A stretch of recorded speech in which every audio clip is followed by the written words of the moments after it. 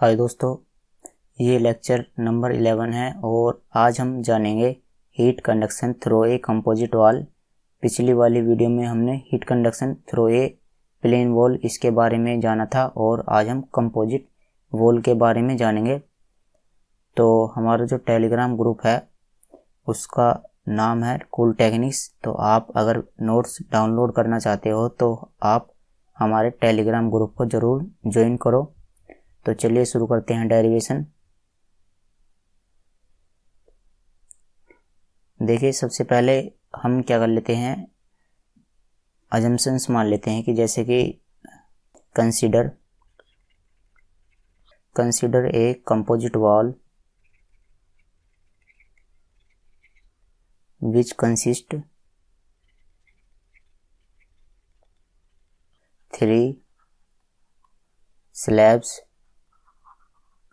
तो देखिए, जो कंपोजिट वॉल है उसमें क्या है, 3 स्लैब हैं और जिनके जो 3 स्लैब हैं उनके क्या क्या नाम है, वो है हमारे पास ए, बी एंड सी। तो consider a composite wall which consist 3 slabs A, B and C. तो क्या करते हैं कि कंपोजिट वॉल का डायग्राम बना लेते हैं।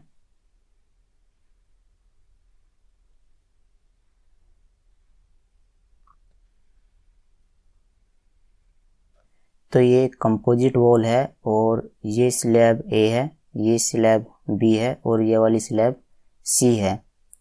देखो, ये जो सरफेस है इसे हम 1 नाम दे देते हैं, ये सरफेस 2, ये वाली सरफेस 3 और ये वाली सरफेस 4।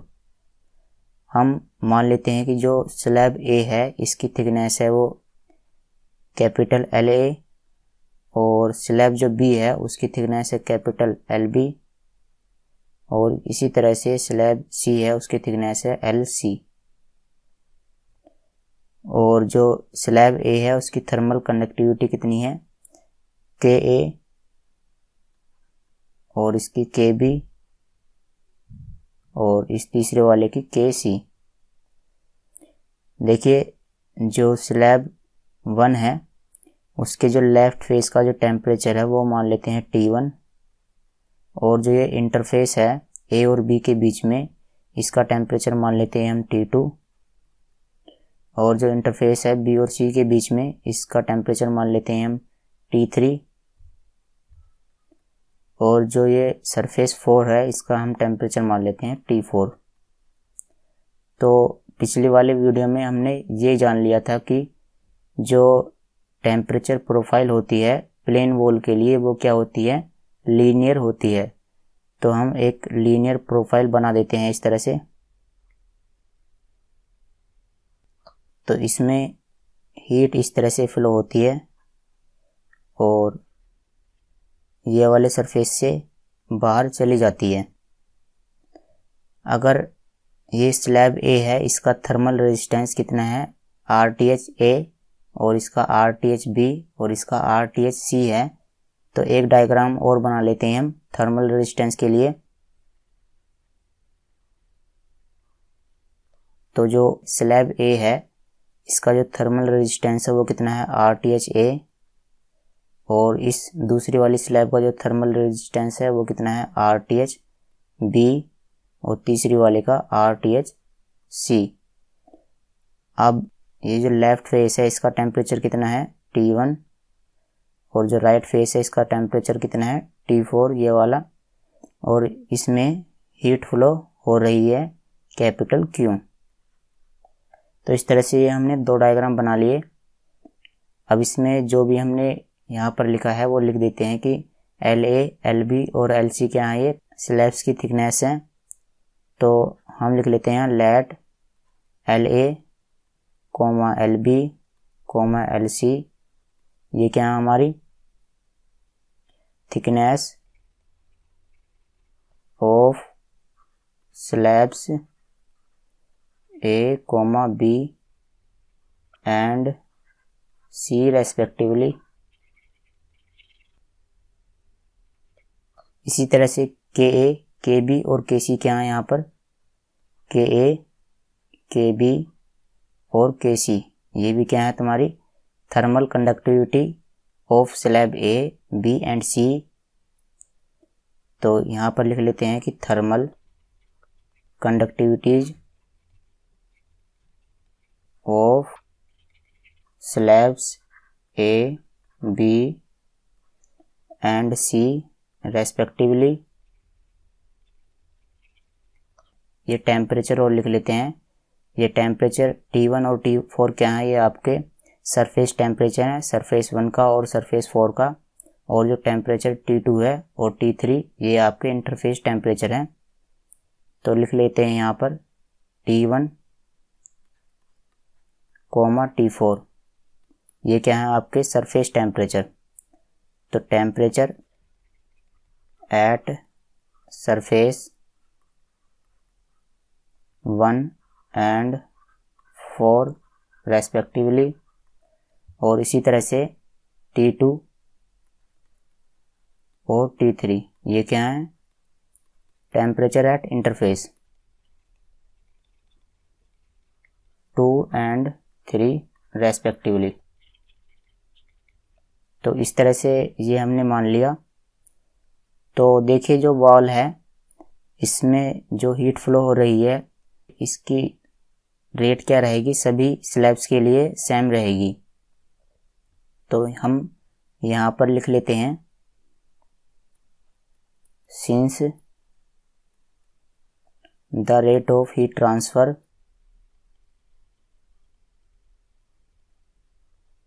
थ्रू ईच स्लैब्स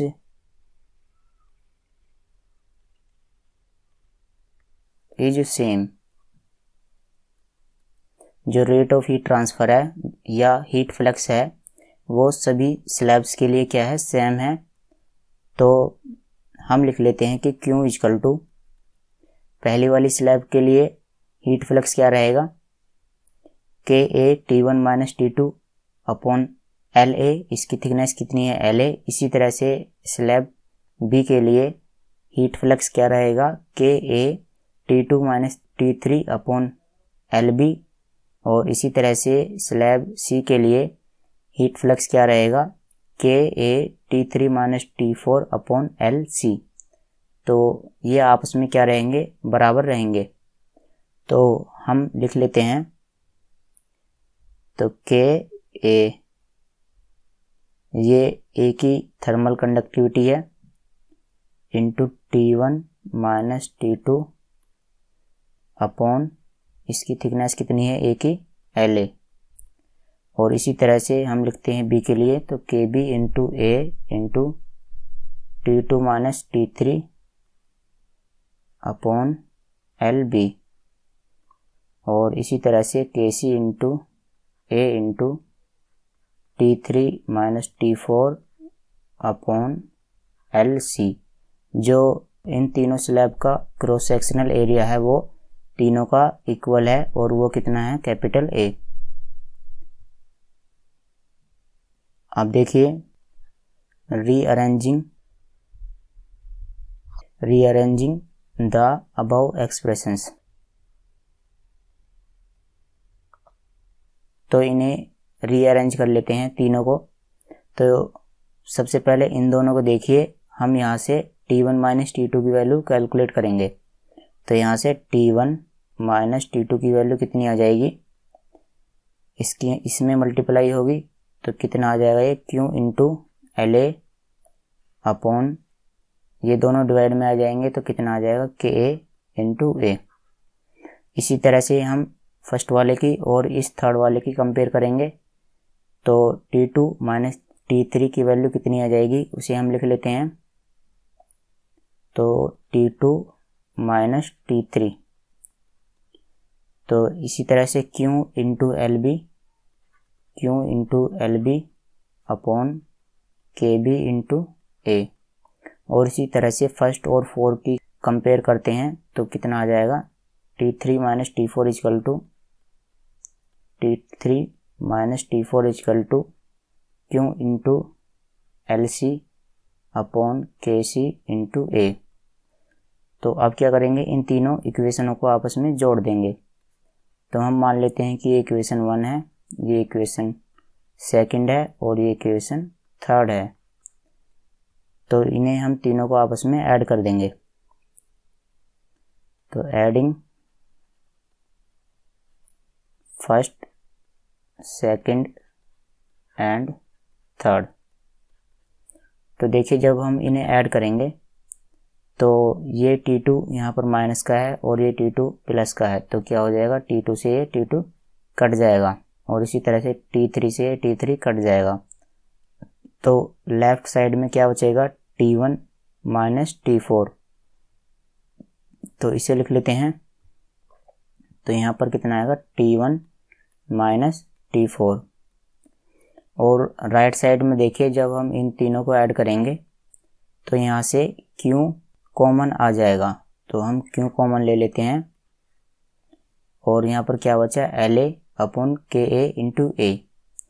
तो इसे यहाँ पर लिख लेते हैं प्लस।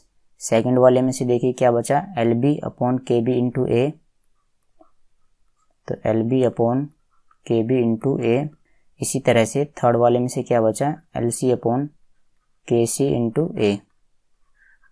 अब यहाँ से हम हीट फ्लक्स Q की वैल्यू फाइंड कर लेते हैं। तो Q की वैल्यू क्या रहेगी, Q equal to T1 minus T4 upon ये सब डिवाइड में आ जाएगा। तो कितना आ जाएगा, LA upon KA into A plus LB upon KB into A plus LC upon KC into A। तो यही क्या है, हीट फ्लक्स के लिए इक्वेशन है और इसे ही हम फॉर्मूले की तरह यूज करेंगे।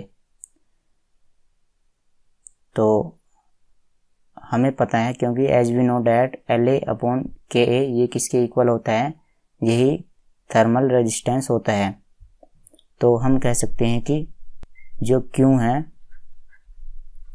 Q equal to T1 minus T4 upon ये क्या है, वॉल A का थर्मल रेजिस्टेंस है। तो RTH thermal resistance of wall A। और इसी तरह से ये क्या है, स्लैब B का थर्मल रेजिस्टेंस है। ये क्या है, स्लैब A का थर्मल रेजिस्टेंस है। तो RTH B प्लस इसी तरह से ये क्या है, स्लैब C का थर्मल रेजिस्टेंस है। यहाँ पर क्या है कि जो तीनों स्लैब हैं उनका जो रेजिस्टेंस है वो आपस में ऐड हो रहा है, तो इसमें हम समेशन का निशान लगा सकते हैं।